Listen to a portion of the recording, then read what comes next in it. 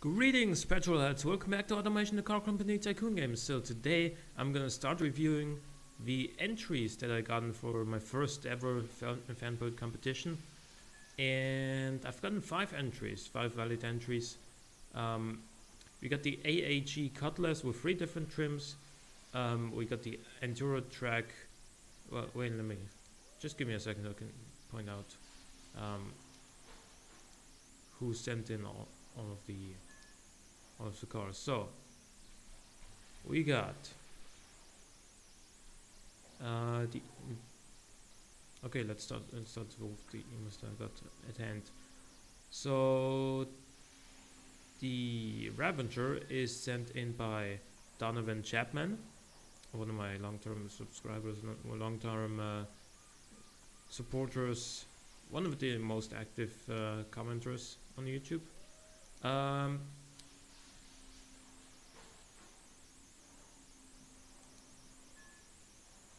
We got the McLeod Wendy S-Class by Slacks.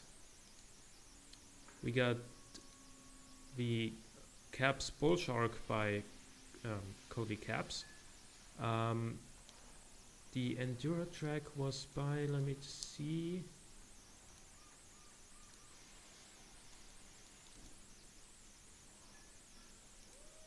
TYU. Yeah, and then we got the AAG Cutlass by James Brown.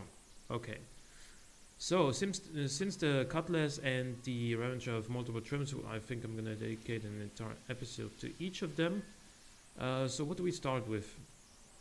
Like, I have to do 2 cars in one episode here because there's 4 episodes this week, but only 5 cars to review, but only 4 episodes this week. So in one of those I gotta do 2.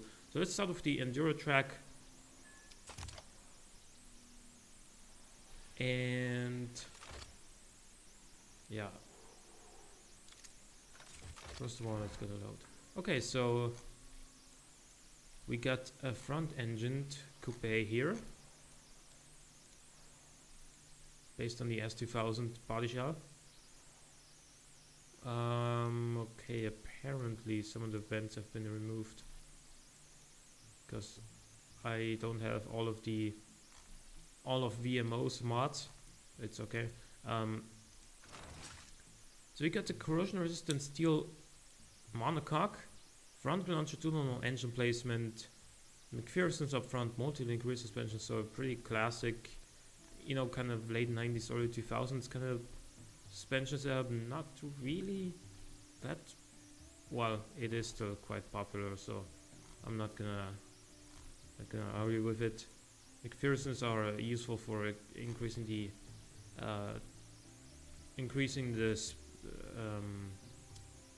space underneath the bonnet, so it's more compact, so you can fit a bigger engine. That's what I was trying to say the whole time. Corrosion-resistant steel panels. So relatively conservative here on the materials. Nothing too fancy. No fiberglass, no aluminium, no partial alu even. Well, looks, I kind of like him. I think this lip should extend all the way anyway. And with that, I mean, this is one of the first entries of cars I've ever gotten that actually use my techniques. Like, you can see that he used these stripes to create his own headlight shape, and he did the same thing on the rear and inserted some more fixtures in there. I like that, and I also think these taillights suit this body pretty well. And the same goes for the front. I mean, it looks pretty well rounded, even though the sides of the front are a little bit empty, but that's probably where the vents would have gone that I don't have. So yeah. Okay. Also, a nice little detail here on the side. These indicators and the vents and stripes. Yeah, good. I'm expecting a river drive. Yes, and it is. So we've already seen that we got a V6 in this car. It is a 2.5 liter aluminum V6 with 4 valves per cylinder, dual overhead cam, and VVL. Pretty much kind of standard for today. Like most engines at this point have 4 valves per cylinder from a dual overhead cam and then some sort of VVL. We get a cast iron crank, I-beam steel conrods, and lightweight forged pistons, so going for pretty high RPMs as you can see here. 10.0 compression ratio, that is way too low as it seems. Yeah. 89 VVL profile with the 60 cam profile. And VVT on all cams. Naturally aspirated, we've seen that. Direct injection, single configuration, performance intake. That's interesting, but it's certainly gonna add a little bit of spice to this engine. 13.5 fuel mixture, 50 ignition timing, 8500 RPM limit. So a real screamer, huh? So tubular headers, single exhaust, and barely big enough. Yeah, it is restrictive a little bit. If we increase this, that's 5 extra horsepower right there. And especially once we handle this.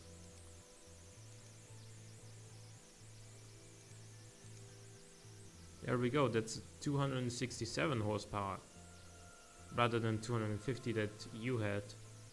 There's really some... There's something to be gained here still. Also, you should probably at this point change the configuration to like twin or even throttle per cylinder. Throttle per cylinder with the 277 horsepower. Like, you can see just from these little changes, we would get 27 more horsepower. So it's not really, how should I say, not really the most, it's not finished, it's not, you can do a couple of little changes to make this engine quite a lot more potent. That's what I'm getting at. It's just, it's lacking in some areas, and you could get a lot more out of it.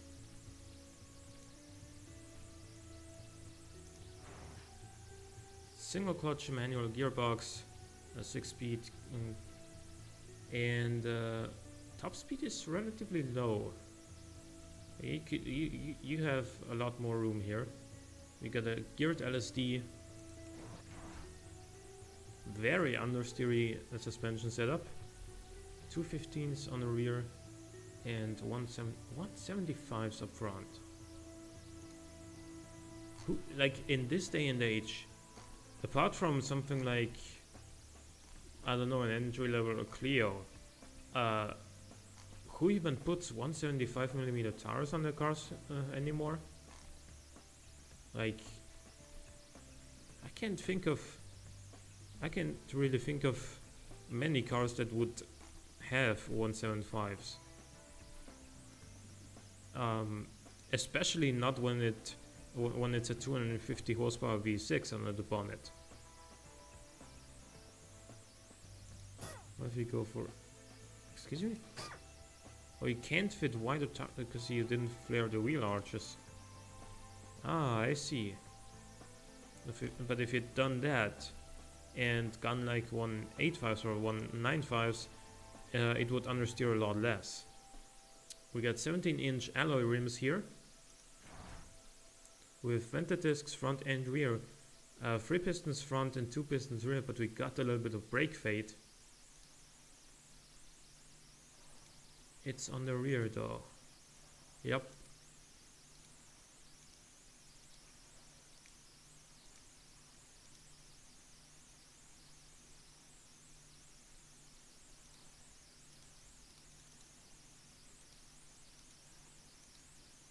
That's why we're at 270 millimeters. Yeah, I mean, oh, we only got solid discs on the rear. Excuse me, I said it was vented discs before. Yeah, but if you go for vented discs, then it's fine. Then we got no brake fade. Okay, next up. Downforce under tray is kind of interesting, given that we're not really making crazy amounts of power, and the downforce under tray will definitely hurt the top speed quite a bit, and also the fuel economy compared to the fully clad under tray. I mean, it won't hurt the fuel economy that much, but... And actually it only...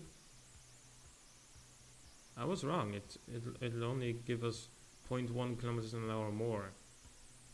But the stats overall are better with downforce, so actually now I kind of see the point. And apparently in this case, downforce is actually better, especially with this wing angle setup and the downforce. Here we got a little bit, like we're running a little bit short on cooling. Now it's better. What was the reliability? 70.8 with this amount of cooling, but if we increase it so we got enough, then we got 74.5, which is actually quite solid. 74.5 average reliability is really good.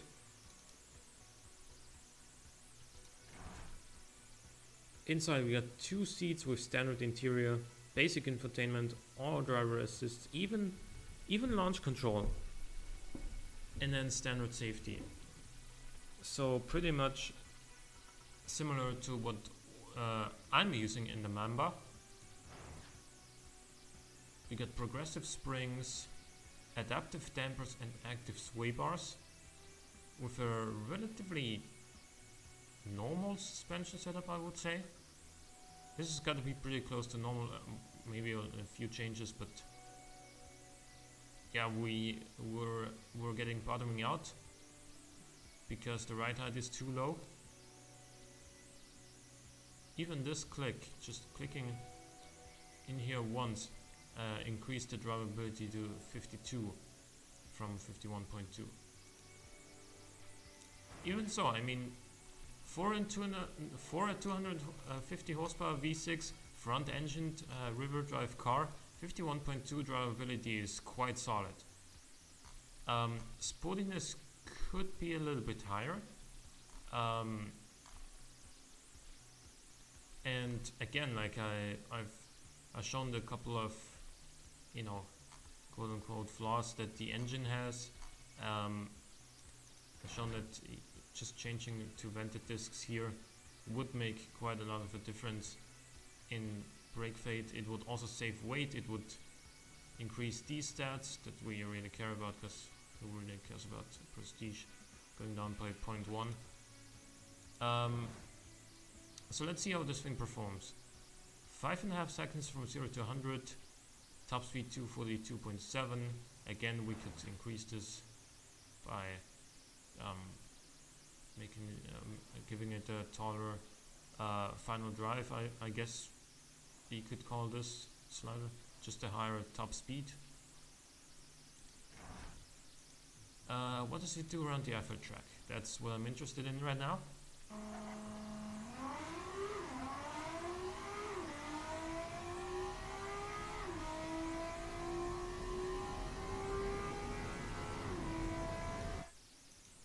It's a 1:27.05, which is not a bad time. Not a bad time at all. 1:27.05 for a price of... we gotta add 5% markup like we did on our own cars. For a price of roughly $22,500. You can see that this car is not really very competitive in any categories. I mean, 77.9 and 77.1 in sport budget and light sport respectively is not bad. However, like, everything else is kind of gray and red, so not really, this is not really the sort of car that people would want these days, it seems. Okay. So let's actually see how much more would the competitiveness and all those things improve. Let's make it. Let's clone this trim and make a new trim out of it, and improve the things that I wanted to improve. Excuse me.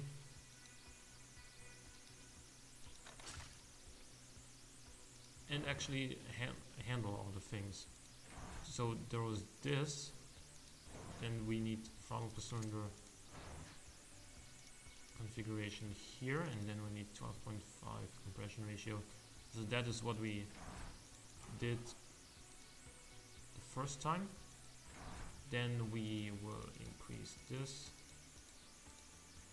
to have a little bit of overrun. Third gear hitting 100 grams now. That is still the same. Then we need vented discs here. A little bit more cooling airflow, and a little bit of raising the ride height. And yeah, we're up to 52.2 drivability, 35 sportiness. Less comfort, but that's okay. Better economy and better acceleration. And what does it do around the effort track now?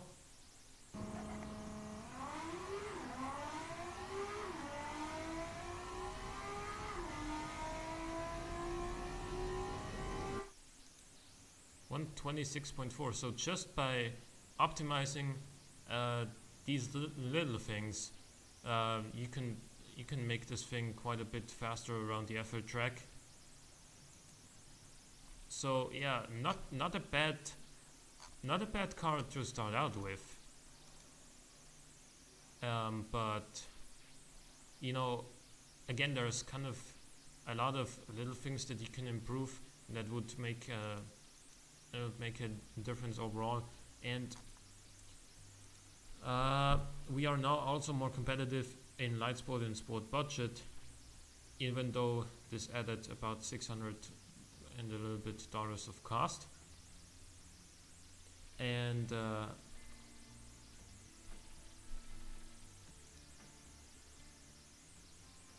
yeah, so this is the Enduratrack sent in by TYU, and just leave me feedback and comments in the section below what you think about this car and whether you would buy it or not.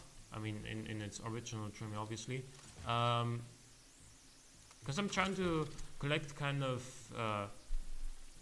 feedback on each of these cars to determine, you know, which one you guys like best. And obviously, me myself, I'm also gonna pick a winner out of these 5 entries. So yeah, just leave all your comments and feedback on this car. Anyway, hope you guys enjoyed this episode. Leave a like or a comment if you did. Thank you for watching. I will see you next time.